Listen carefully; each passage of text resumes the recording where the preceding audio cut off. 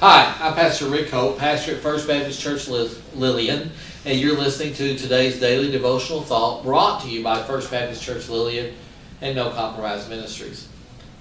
You know, who's the greatest Christian that you've ever heard of, that you think ever lived?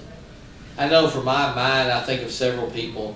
I think of some people that have been members of this church that have gone on to be with the Lord. I think of Margie Zimmer, who so loved the Lord that it exuded from everything she did.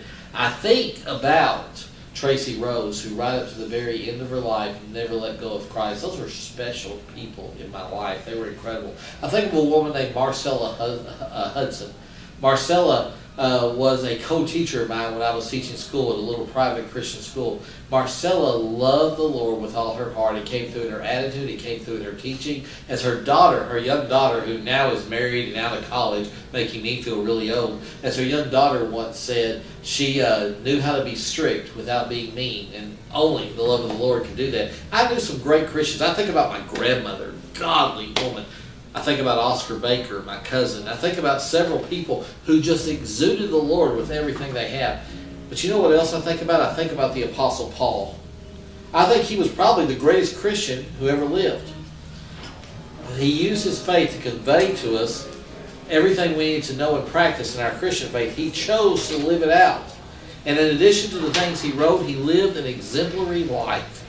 He not only talked the talk, he walked the walk, and we've seen that.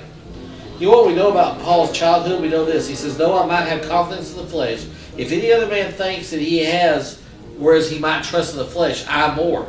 I was circumcised the 8th day of the stock of Israel, the tribe of Benjamin. I was a Hebrew of the Hebrews, as touching the law, a Pharisee. Paul was someone who went against Christianity because he thought it was against his Jewish heritage. He was someone who rebelled and persecuted the cross of Christ. But look at this.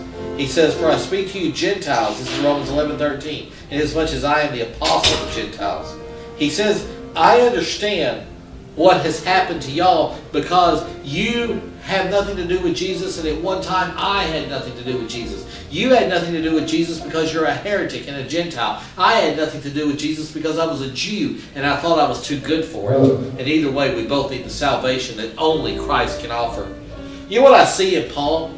If any man by today's standards did not deserve the love of Jesus Christ, it was Paul. A self-righteous Jew who went around persecuting the name of Christ. But you know what? Great example of grace. Paul became the greatest Christian who ever lived. Maybe you're watching this and you don't think you deserve the love of Jesus. May I introduce you to grace? May I introduce you to the Apostle Paul? May I introduce you to the one who wants to change your life? For God so loved the world that he gave his one and only Son, that whoever believes in him will not perish but have everlasting life. You're never bad enough that Jesus still can't draw you in.